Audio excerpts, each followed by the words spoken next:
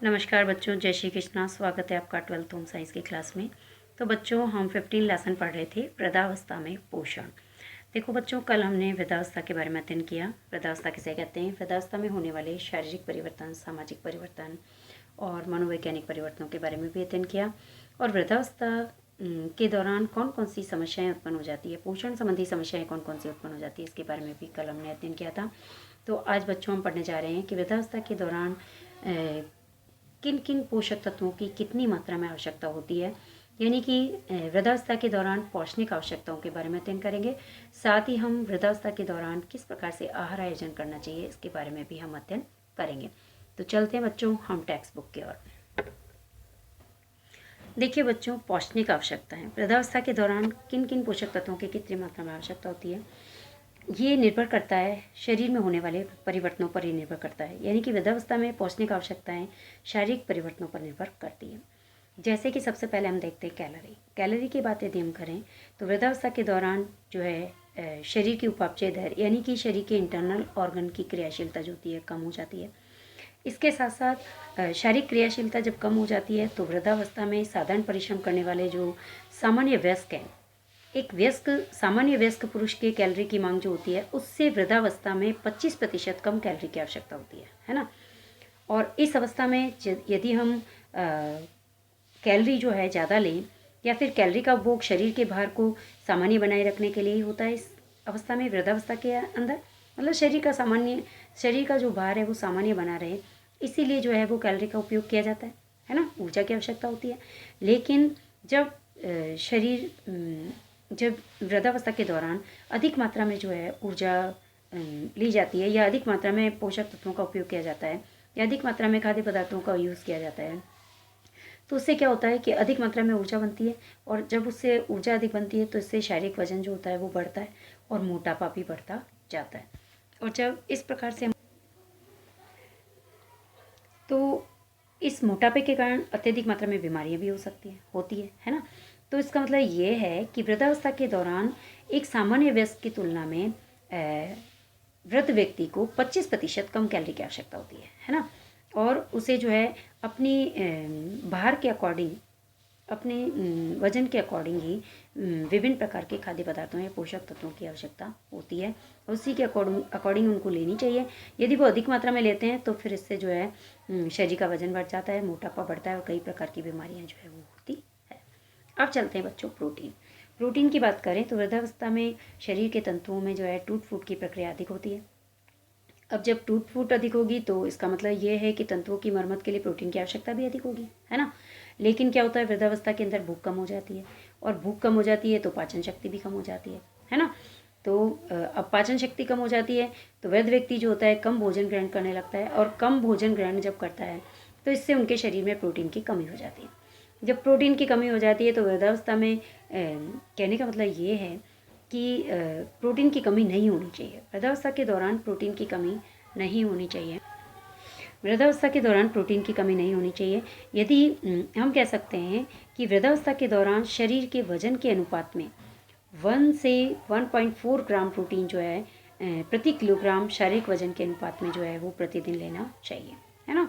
Protein आवश्यकता अनुसार वृद्धावस्था के अंदर हमें प्रोटीन का उपयोग करना चाहिए।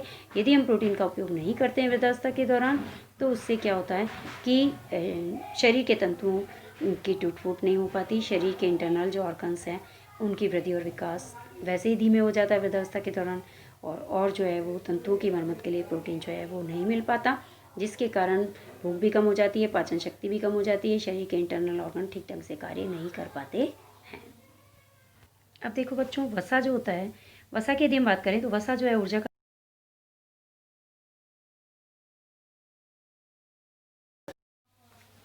हाँ देखो बच्चों, वसा जो है ऊर्जा का प्रमुख स्रोत होता है, और वृद्धावस्था में जो है हमें कम वसायुक्त आहार लेना चाहिए। प्रतिदिन 30 ग्राम से अधिक वसा हमको नहीं लेनी चाहिए। और तेलों में आवश्यक वसीय अम्ल जो होते हैं, फैटी एसिड्स ज़्यादा होते हैं, इसीलिए आहार में जो है घी के स्थान पर तेल का प्रयोग ज़्यादा करना चाहिए।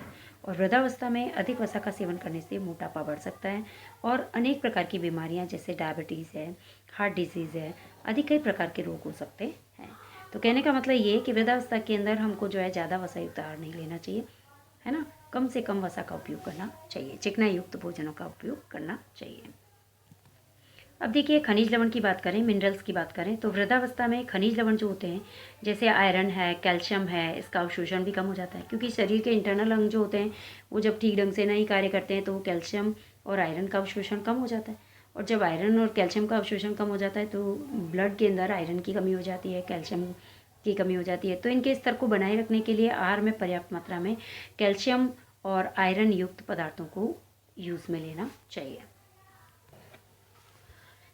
अच्छा, अब हम भोजन के अंदर, आहार के अंदर पर्याप्त मात्रा में कैल्शियम और आयरन को लेने के लिए हम विभिन्न प्रकार के खाद्य पदार्थों का उपयोग कर सकते हैं, जैसे कि दूध है, दूध से बने पदार्थ है, दही है, छाछ है, पनीर है ना, और हरी पत्तेदार सब्जियां हैं, चुकंदर है ना, गुड़ है, इनका उपयोग हम जो है वो कर सकते हैं।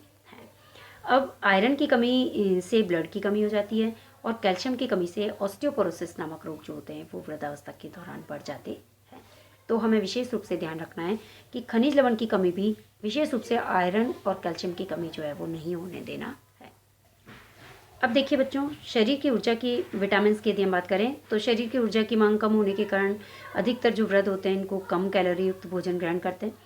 अब जब कम कैलोरी युक्त भोजन को ग्रहण करेंगे तो इससे क्या होता है कि उनके आहार में विटामिन की कमी आ जाती है, और अधिकांश वृद्धों में विटामिन की कमी के कारण कुपोषण जैसे गुण दिखाई देते हैं, कुपोषण जैसे लक्षण भी दिखाई देने लगते हैं। अब इस कमी को पूरा करने के लिए हमको उनके आहार में ताज़े फल और सब्जियों को पर्याप्त मात्रा में रखना चाहिए, साथ साथ हमें उनको सूप, जूस ये भी समय पर देना चाहिए, और शारीरिक तंत्र को सुचारू और सामान्य रूप से बनाए रखने के लिए प्रतिदिन उनको एक मल्टी विटामिन की गोली भी लेनी चाहिए, है ना। तो इस प्रकार से हम वृद्धावस्था के दौरान जो है विटामिन की कमी को भी पूरा कर सकते हैं और अपने शरीर को स्वस्थ रख सकते हैं।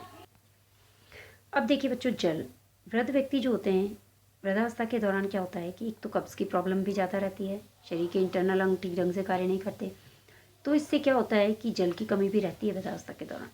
तो वृद्ध व्यक्तियों को प्रतिदिन कम से कम 1.5 से 2 लीटर तक जल का सेवन करना चाहिए, जिससे कि मूत्र के द्वारा सभी अपशिष्ट पदार्थों का जो है वो बाहर निष्कासन आसानी से हो सके, उनका उत्सर्जन आसानी से हो सके और वृद्ध व्यक्ति स्वस्थ रह सके, है ना।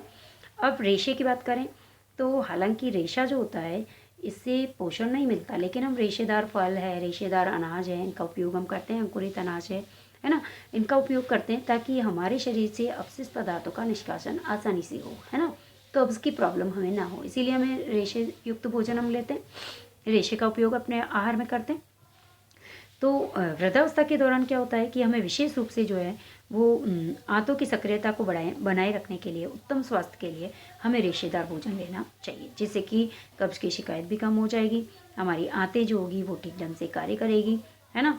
और वृद्धावस्था के दौरान जो है हम रेशेदार आहार के अंदर हम ले सकते हैं, नरम सब्जियां हैं, फल है, अंकुरित अनाज है, इनका उपयोग हम कर सकते हैं। इसके साथ साथ वृद्धावस्था के दौरान रेशेदार युक्त आहार लेने के बाद भी यदि हमें कब्ज़ की प्रॉब्लम रहती है तो उसके लिए हम रात्रि में भोजन करने के बाद गर्म दूध के साथ इसबगोल ले तो भी हम जो है इसबगोल भी जो होता है वो रेशे का कार्य करता है, और इससे भी जो है वो कॉन्स्टिपेशन या फिर कब्ज की शिकायत जो है वो नहीं रहती है।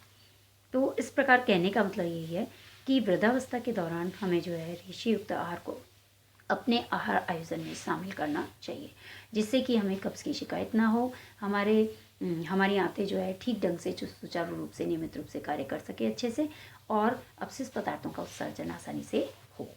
अब देखिए बच्चों, वृद्धावस्था में आहार आयोजन हम किस प्रकार से करें।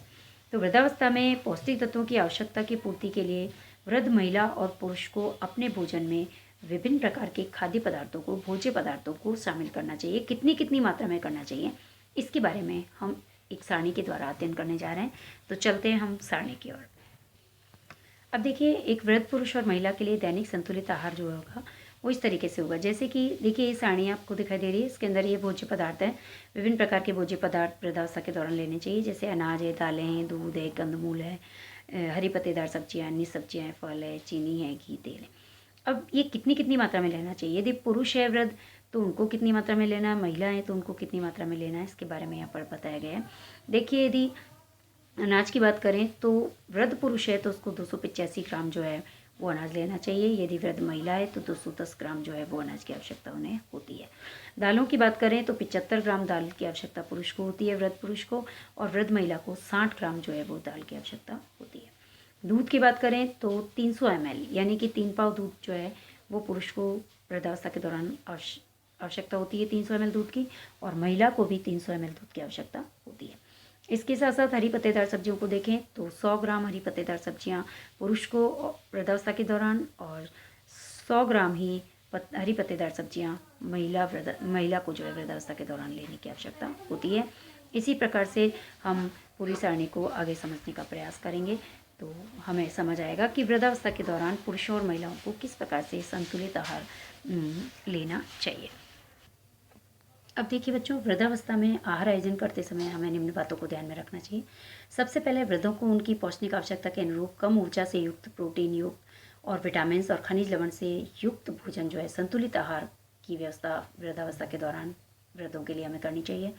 इसके साथ साथ वृद्ध व्यक्ति जो है एक बार पेट भर कर नहीं खा सकते। उन्हें एक बार में भोजन जो है पेट भर के नहीं खाना चाहिए, और उनको दिन में 5 से 6 बार थोड़ी थोड़ी मात्रा में ताज़ा, सात्विक, हल्का और सुपाच्य भोजन हमें देने का प्रयास करना चाहिए। इसके साथ ही भोजन जो वृद्धावस्था के दौरान जो हम भोजन देंगे वृद्धों को, वृद्धावस्था के दौरान जो भोजन दिया जा रहा है वृद्धों को, वो भोजन नरम होना चाहिए, मुलायम होना चाहिए, कम मिर्च मसाले का होना चाहिए, सुपाच्य होना चाहिए, है ना। ऐसा भोजन हमें वृद्धों को देना है। इसके साथ साथ भोजन में घी और तेल, चिकनाई का प्रयोग कम से कम करना चाहिए वृद्धों के लिए, और भोजन में तरल, अर्ध तरल पदार्थ, या तो तरल पदार्थ या फिर अर्ध तरल पदार्थों को भोज्य पदार्थों में आहार आयोजन में शामिल करना चाहिए। जैसे कि वृद्धों को दूध है, छाछ है, सूप है, शिकंजी है, फलों का रस है, खिचड़ी है, दलिया है, इन सभी चीज़ों को उनके आहार आयोजन में हमें शामिल करना चाहिए, ताकि ये भोजन जिससे उनका डाइजेशन अच्छा रहेगा, सुपाच्य रहेगा, और कब्ज से बचाव के लिए पर्याप्त मात्रा में रेशेदार और नरम सब्जियां और फलों का उपयोग भी उन्हें उनके लिए करना चाहिए। अस्थि विकृति के लिए, यानी कि यदि हड्डियों से संबंधित यदि कोई प्रॉब्लम है उन्हें, या फिर ब्लड की कमी है, तो उनके आहार में पर्याप्त मात्रा में दूध और दूध से बने पदार्थ प्लस हरी पत्तेदार सब्जियों को शामिल करना चाहिए। इसके साथ साथ पर्याप्त मात्रा में पानी का सेवन भी करना चाहिए। वृद्धावस्था के दौरान पानी खूब पीना चाहिए, और रात्रि का भोजन सोने से कम 2 घंटे पहले वृद्धावस्था के दौरान हमें कर लेना चाहिए, और सोने से पहले दूध का सेवन जो है वो वांछित है, यानी कि सोने से पहले दूध का सेवन भी करना चाहिए। और भोजन, वृद्धावस्था के दौरान भोजन को रुचिकर वृद्धों के लिए हमें भोजन जो भी भोजन हम बनाएं उसमें विविधता होनी चाहिए। उनकी पसंद का भोजन होना चाहिए, उनको प्रसन्न रखने वाला भोजन होना चाहिए, उपयुक्त कैलोरी वाला भोजन होना चाहिए। उसके अंदर प्रोटीन्स है, विटामिन्स है, खनिज लवण है, और उपयुक्त ऊर्जा से युक्त जो है भोजन को या खाद्य पदार्थों को हमें उनके आहार आयोजन में शामिल करना चाहिए, जिससे कि यदि उनकी रुचि के अनुरूप हम जो है पोषक तत्वों से युक्त संतुलित आहार उन्हें देंगे तो इससे वो प्रसन्न भी रहेंगे और खुश भी रहेंगे, चिड़चिड़े भी नहीं रहेंगे, और वृद्धावस्था के दौरान उनके शरीर जो होगा स्वस्थ रहेगा।